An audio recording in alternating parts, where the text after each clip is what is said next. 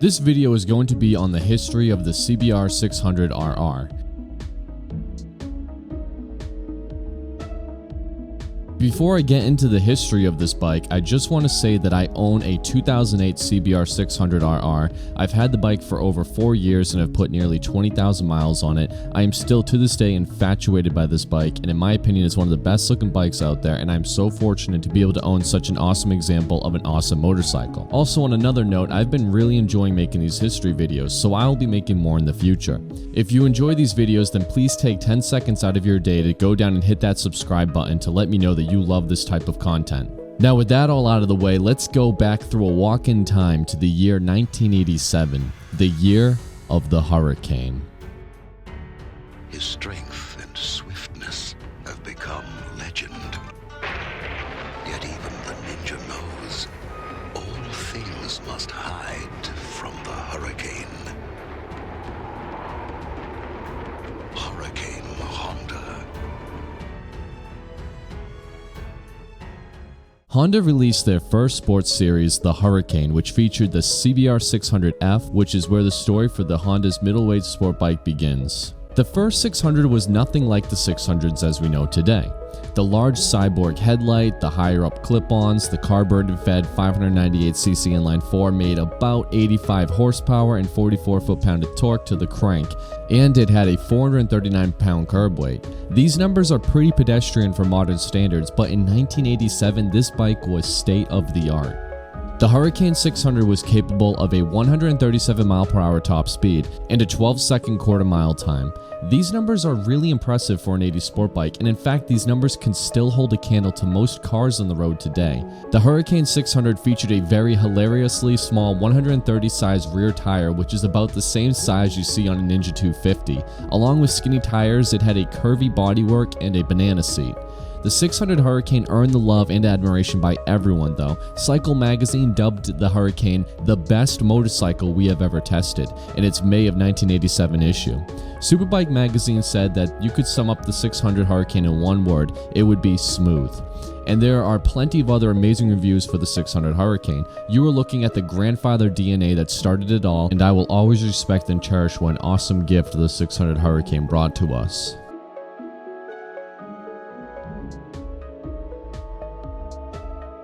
Honda continued to produce their 600 Hurricane for 3 more years, and they sold enough units to justify making an update, and that's why in 1991 we saw the birth of the CBR600 F2. From this point onward, Honda pretty much dropped the name Hurricane from the CBR name, and we just refer to this bike as the F2.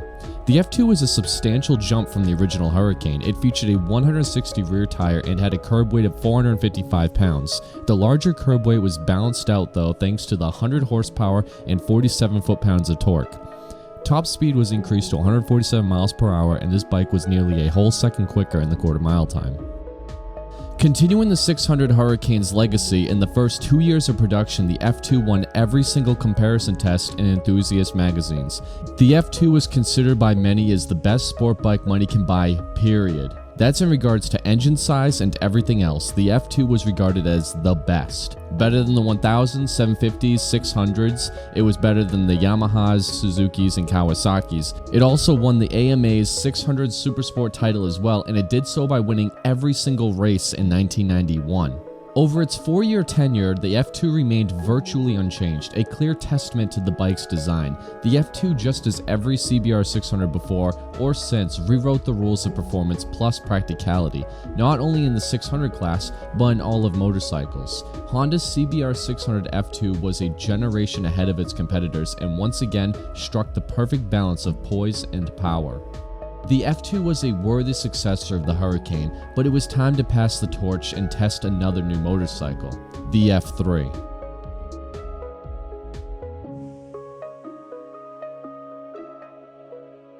It was 1995 and the F3 just hit showroom floors. Honda's middleweight champion was back, and this one was redesigned once more to feature all new bodywork and other revised changes. Some of these changes included a new Ram Air airbox, which increased top speed to about 155 miles per hour. The engine was also modified with an increased compression ratio of 12:1, a revised piston design and low friction piston rings, along with lighter connecting rods and an updated crankshaft. In addition to these engine changes, a new carburetor and exhaust header were added as well. Not only did the F3 produce an extra 5 horsepower, but it also was a lot more reliable and ran cooler than the F2, and also had better power throughout the entire rev range. Interestingly enough, I still remember the first time I saw the F3. I was watching one of my favorite movies as a child, Small Soldiers. You know, the one where the toys are alive and the commandos try to take over the world? Well, anyway, I remember seeing one of the characters in the show had the CBR600 F3, and I was instantly hooked. I thought the bike looked and sounded so cool. I remember thinking how one day I wanted to own a sport bike, and I believe that moment was one of the seeds that were planted in my brain that made me want to go out and get a motorcycle, but more specifically, a CBR.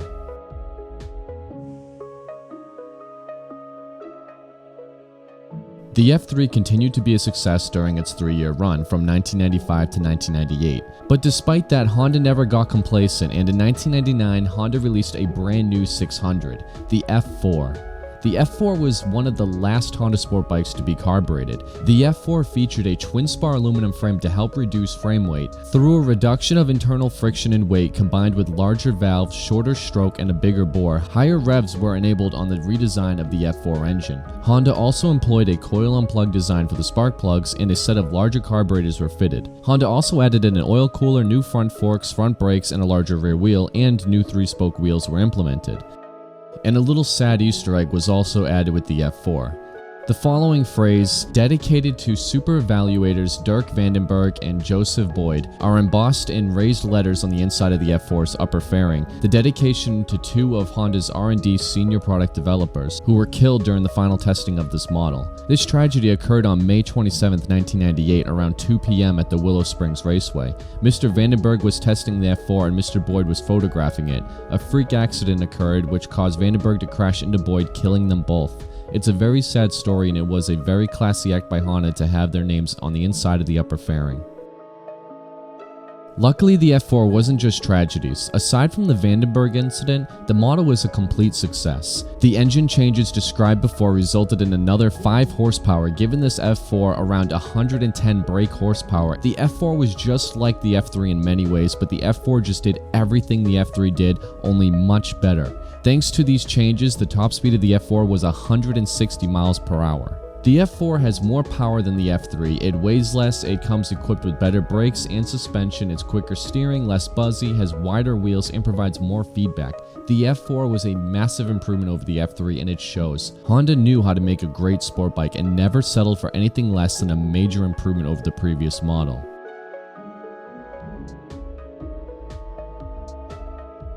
And continuing that ideology, in the year 2001, Honda released the F4i. The main attraction with the F4i is that it was fuel injected, the first 600 series Honda sport bike to have this feature. Now, Honda released 2 variations of the F4i. There was the regular F4i, which featured a banana seat, a center stand, and a grab handle. And then there was the F4i Sport, which featured a split passenger and rider seat, and a slightly different color scheme and bodywork.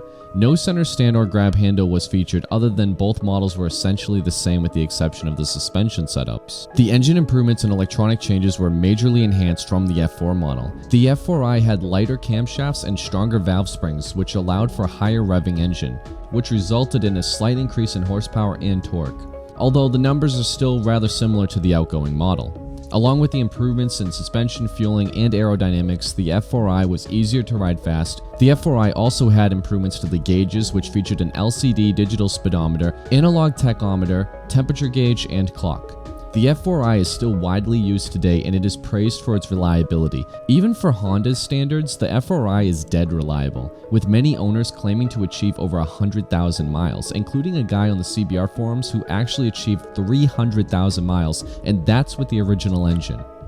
The F4i is also considered a tank and is the first choice for many stunters and track riders, because these bikes actually hold up very well in a crash, which is perfect for people who intend to crash or drop these bikes. Honda continued to produce the F4i until 2006, where it was eventually killed off. However, before it was killed, its successor was already being sold in the Honda dealers. In fact, it was released all the way back in 2003 and was sold alongside the F4i for 3 straight years. This model was the CBR600RR.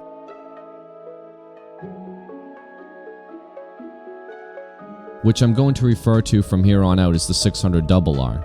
Honda's goal with the 600RR was to be a heavily track-focused bike. Unlike the F4i, the clip-ons for the 600RR were low and the seat was high, the foot pegs were high, and it wasn't as comfortable as the F4i, but it handled much better, it was lighter and more powerful. It was designed as a track weapon.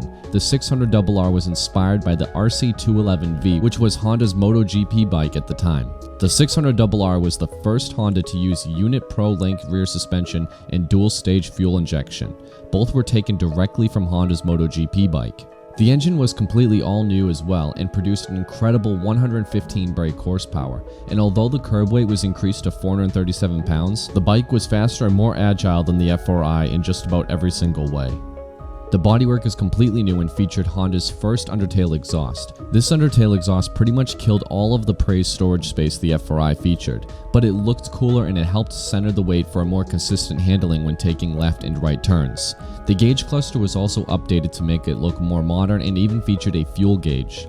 The 600RR was the most dominant middleweight sport bike at the time. It won every Supersport World Bike Championship title from 2002 to 2008. Not this model in particular, but each new model from that era.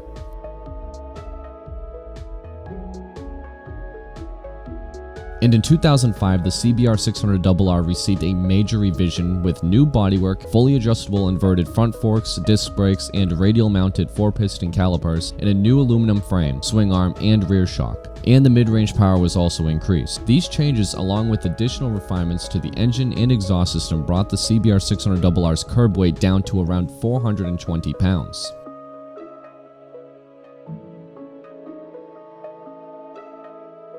And in 2007, we saw the greatest CBR600RR model ever released. The 2007 was majorly overhauled, completely new engine, new frame, new technology, and completely new bodywork. This generation of the 600RR was hard to beat.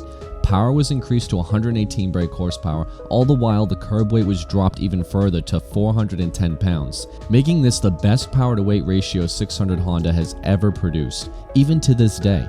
And in my opinion, this is still the best looking 600 Honda has ever produced. Some of the new technology the CBR600RR featured was the first Honda electronically controlled steering damper to make its way onto a 600, and unlike other models, this one was hidden underneath the bodywork. The engine was not only very strong, but it was dead reliable like its predecessors. It had no recalls, and owners claimed to be able to get over 100,000 miles out of this engine without any drama. In addition to Honda winning the Supersport Championship title, it also won the shootout test conducted by nearly every single motorcycle magazine.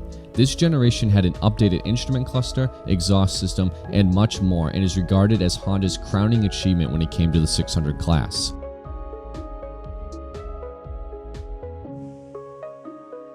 And the main reason why the 2007 and 2008 were considered Honda's crowning achievement is because in 2009, Honda released a revised version of the CBR600RR. This version was choked up by emissions, reducing the top-end horsepower by nearly 10. Honda claimed that this reduction in top-end power would be counteracted by an increased bottom-end and mid-range power. However, independent test studies proved that to be false. Also, Honda had reworked the side fairings, which covered more of the engine, and in my opinion looks way worse than the 07 and 08 model. The reason for these side fairings, Honda claims, is to help better with the aerodynamics, but the real reason for these fairings is to cover Honda's new combined ABS braking system. The combined ABS was a nice safety addition by Honda, however this came at a price, and the price was a 22-pound weight penalty, leaping the 2009 ABS model to 432 pounds. The ABS was a nice safety feature, but with this extra weight and reduced power, the 2009 CBR was actually slower than even the F4i model. Honda continued to sell the 2009 model virtually unchanged through the 2012 year, winning no accolades, and was in desperate need of a redesign.